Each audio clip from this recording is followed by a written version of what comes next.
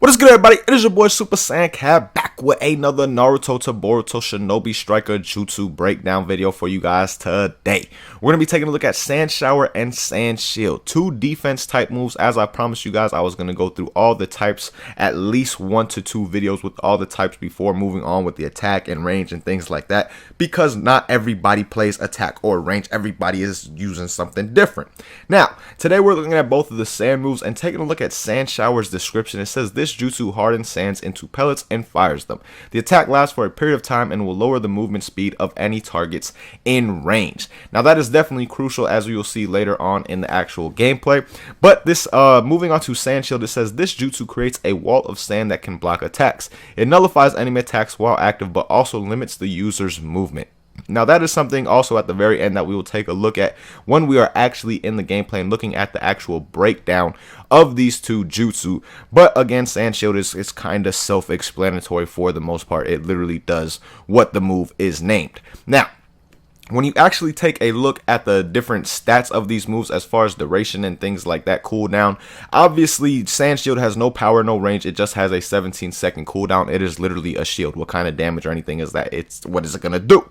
And then you got Sand Shower here that has a 3 power and a 4 range with a 15-second cooldown. Now it is one of the only jutsu in the game that has a 3 power, and that is due to the fact that it can absolutely dish out some major damage if a lot of the pellets actually hit your opponents and you place it in the right spot. So now we're going to go into the actual just breakdown of these moves, looking at the differences, how they work and things of that nature, and I will say which one I like at the end between the two. Alright guys, getting this breakdown started, the first one we're going to look at between these two jutsu is Sand Shower. Now as you see with Sand Shower is literally what the description says. It creates a sand cloud and fires down sand pellets depending on where you actually place it, but it'll just fire down sand pellets for a continuous period of time. Now taking a look at the range of this move, as you guys see, I was just about 40 meters away from my opponent and now I'm about 46 meters away, and it still lands very easily, goes right above them. So the range of this move is definitely fairly nice. Now taking a look at Sand Shield right here, guys, the first thing you want to notice with Sand Shield is the simple fact that everybody that was near me was sent flying once I activated that Sand Shield. Anybody in the vicinity was knocked away and backed up. Now the next thing you want to take a look at, as you see, while I'm in the Sand Shield right here, I'm able to charge my Sand Shower that I just used. You're able to charge your ninjutsu. You're also able to guard, as you saw, and then take a look at the movement speed. Your movement speed is definitely a lot slower while that Sand Shield is active as well. Now, again, right here, you can see that anybody near you when you activate it will be knocked away, and the simple fact that you can charge your ninjutsu up, which is very clutch because a lot of times I see people just sitting there and they're just standing there and they're not doing anything. Charge your ninjutsu. Why not? Take advantage of the time you have while being in there and charge up your jutsu. Now, one thing you want to take a look at with these moves that is crucial is how long they last. We just activated the Sand Shower about 2:12, 2:13 as far as time goes, and let's see when it actually deactivates to see how long it actually lasts. Now as you saw, it deactivated at 2:03, so basically the Sand Shower is gonna last for 10 seconds. So that's gonna be 10 seconds of continuous sand bullets just coming down depending on where you place this move. Now we're gonna get into uses of it in a little bit, but this move, as you see, can definitely be very deadly, as it did 35 hits to all those opponents right there in total. Now taking a look at the duration of Sand Shield, this duration right here is the duration that you will get literally if you do not get touched. If you do not get touched, this move will last about 10 seconds. As you saw, we activated about 151 and it deactivates at 141. But there are ways to make this Sand Shield come down quicker. One, just regular attacks will lessen the time of it in general, but there are also a bunch of moves in the game that can take away Sand Shield as well, like Snake Thrust. Both of Mitsuki's moves actually Snake Thrust and Ripple, those will both take down a Sand Shield. An Amaterasu, a Cherry Blossom Crash, an Almighty Push, an Almighty Pull. All these moves will take down a Sand Shield, so that is definitely something to keep in mind. But when you look at the basic uses that you want to have for Sand Shield, as you see right here, guys, I just completely knocked this dude off of our base, and he was just sitting there waiting, thinking he was going to outsmart me, just wait for me to deactivate my Sand Shield. No, as you saw right before it deactivated on its own, I went into the heavy just to make sure that I would have the advantage. That is another thing that you can utilize with the Sand Shield. They don't know when it's exactly going to come down. And if you see someone just waiting to attack you like that, you can go into your heavy because one, you get super armor with it, and it'll send your opponents flying as well. So you definitely want to use Sand Shield in that manner to take over bases, take over flags, capture scrolls, things of that nature is what Sand Shield is really utilized best for. Now, some great ways to use Sand Shower, as you guys see right here. Of course, you could use it with the base, but right here, as you saw, my opponent was climbing up the tower, whatever you want to call it, of the cloud map right here, and I just put the Sand Shower directly above him. I do it again right here, and you get an insane amount of hits when you do this because one, they are not expecting it when they are running up, and two, they are slowed down. So while they start to get hit, it's going to take them a little bit of a while to maneuver to the side to get away from that Sand Shower. So that is definitely a great way to hold off opponents and keep them off bases if the bases are in the cloud village or just anywhere where there is a area where you can kind of knock them down. That is a great way to use Sand Shower.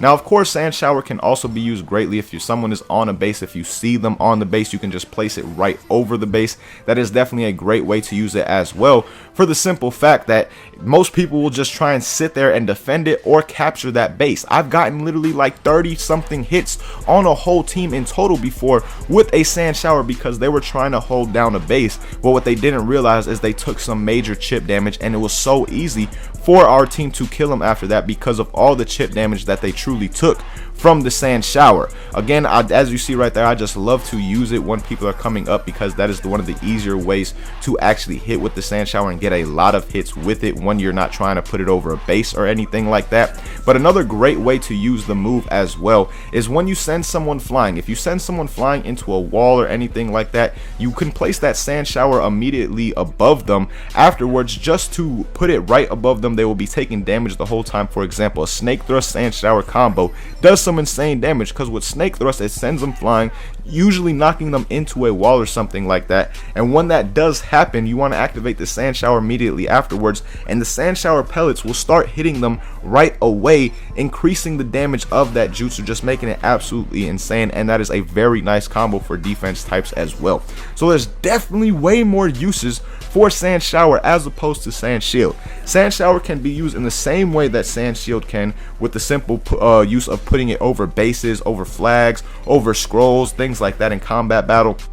Can be used the exact same way, but it also has more uses in the sense that it is good for comboing. When you send your opponents flying, you can activate it above them. It's also good for keeping your opponents at a distance, at bay, you know, when you slow them down. And if they're coming up a mountain, like I showed you guys multiple times on the cloud map, if they're coming up like that, you can definitely slow them down and land a lot of hits with it. As opposed to Sand Shield, all you can really do with Sand Shield is just stay on the base, stay stagnant, and sometimes protect your allies as well.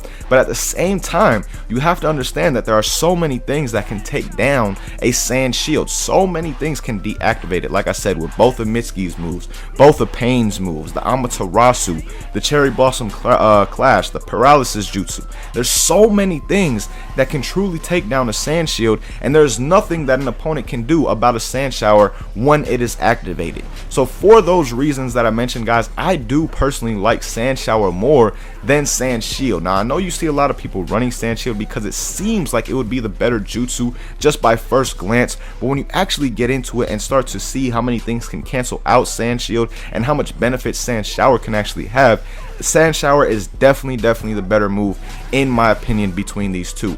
But let me know your thoughts on everything that I said in this video, everything that I showcased and broke down. Let me know your thoughts, and if you agree with me or not. Do you think Sand Shower is the better move between these two? And honestly, I believe it's the better move for all modes because, like I said, you can use it the same way that you can use a Sand Shield in flag battle, in combat battle. In combat battle, you're going to use a Sand Shield to capture scrolls and things like that. In flag, you're going to use it to help capture the actual flag.